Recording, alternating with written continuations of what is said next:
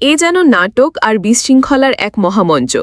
শামীম হায়দার পাটোয়ারীকে দলের মহাসচিব করার পর দলের জ্যেষ্ঠ তিন নেতা আনিসুল ইসলাম মাহমুদ, এবিএম রুহুল আমিন হাওলাদার ও মোহাম্মদ মুজিবুল হক চুন্নুকে দলীয় সব পদ-পদবি থেকে অব্যাহতি দিয়েছেন জাতীয় পার্টি জাপার চেয়ারম্যান জিএম কাদের।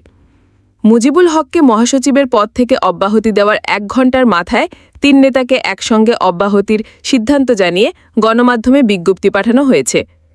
জাতীয় পার্টির কেন্দ্রীয় দপ্তর থেকে পাঠানো বিজ্ঞপ্তিতে বলা হয়, জাতীয় পার্টির গত ২৫ জুনের মতবিনিময় সভায় জেলা, মহানগর কমিটির সভাপতি, সাধারণ সম্পাদকেরা, সিনিয়র কো-চেয়ারম্যান আনিসুল ইসলাম মাহমুদ, কো-চেয়ারম্যান এবিএম রুহুল আমিন হাওলাদার ও মোহাম্মদ মুজিবুল হক চুন্নুর বিরুদ্ধে দলীয় শৃঙ্খলা ভঙ্গের অভিযোগ আনে এবং শাস্তিমূলক ব্যবস্থা গ্রহণের দাবি জানানো হয়। ২৮ জুন দলের প্রেসিডিয়াম সদস্যদের সভায় শৃঙ্খলা ভঙ্গের অভিযোগে ওই তিন নেতাকে সব পদ-পদবি থেকে অব্যাহতি দেওয়ার সিদ্ধান্ত গৃহীত হয়। এ অবস্থায় পার্টির চেয়ারম্যান গঠনতন্ত্রের ক্ষমতা বলে সিনিয়র কো-চেয়ারম্যান আনিসুল ইসলাম মাহমুদ, কো-চেয়ারম্যান এবিএম রুহুল আমিন হাওলাদার ও মহাসচিব মোহাম্মদ মুজিবুল হককে অব্যাহতি দিয়েছেন। এ সিদ্ধান্ত ইতিমধ্যে কার্যকর করা হয়েছে বলে বিজ্ঞপ্তিতে উল্লেখ করা হয়। এদিকে অব্যাহতি পাওয়ার কিছুক্ষণ আগে জাতীয় পার্টির দুই জ্যেষ্ঠ নেতা আনিসুল ইসলাম মাহমুদ ও রুহুল আমিন হাওলাদার বর্তমান মহাসচিব মোহাম্মদ মুজিবুল হককে বাদ দিয়ে শামীম হায়দার পাটোয়ারীকে মহাসচিব পদে নিয়োগের বিরোধিতা করে বিবৃতি দেন।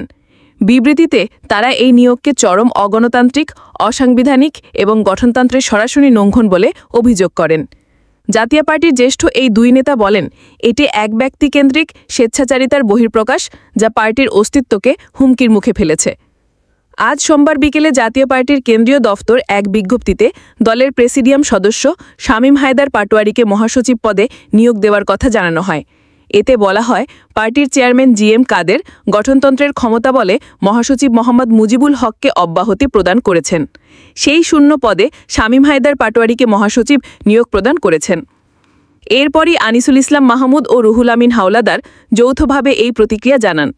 বিবৃতিতে এই দুই নেতা বলেন, বীর মুক্তিযোদ্ধা মোহাম্মদ মুজিবুল হকই জাতীয় পার্টির বৈধ এবং সম্মানিত মহাসচিব। ঘোষিত কাউন্সিলের আগে চেয়ারম্যানের একক সিদ্ধান্তে কোনো নিয়োগ বা বহিষ্কার কার্যকর নয়। মুজিবুল হককে কোনো কারণ ছাড়াই অব্যাহতি দিয়ে শামীম হায়দার পাটোয়ারীকে একক সিদ্ধান্তে মহাসচিব নিয়োগ চরম অগণতান্ত্রিক, অসাংবিধানিক এবং গঠনতন্ত্রের সরাসরি লঙ্ঘন বলে অভিযোগ করেন। আনিসুল ইসলাম মাহমুদ ও রুহুল আমিন হাওলাদার বিবৃতিতে আরও বলেন, জাতীয় পার্টির প্রেসিডিয়ামের সিদ্ধান্ত মোতাবেক ইতিমধ্যে জাতীয় কাউন্সিল ঘোষিত হয়েছে। এই পরিস্থিতিতে গঠনতন্ত্র অনুযায়ী কোনো প্রকার নিয়োগ, অব্যাহতি বা বহিষ্কার সম্পূর্ণ বেআইনি ও অবৈধ। এই ধরনের সিদ্ধান্ত দলের গণতান্ত্রিক কাঠামোকে ভেঙে ফেলছে।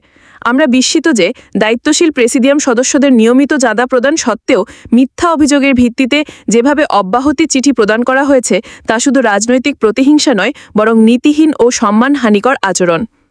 বিবৃতিতে জাতীয় পার্টির দুই নেতা আরও বলেন, জাতীয় পার্টিকে ব্যক্তি নয়, গঠনতন্ত্র ও আদর্শে পরিচালিত হতে হবে।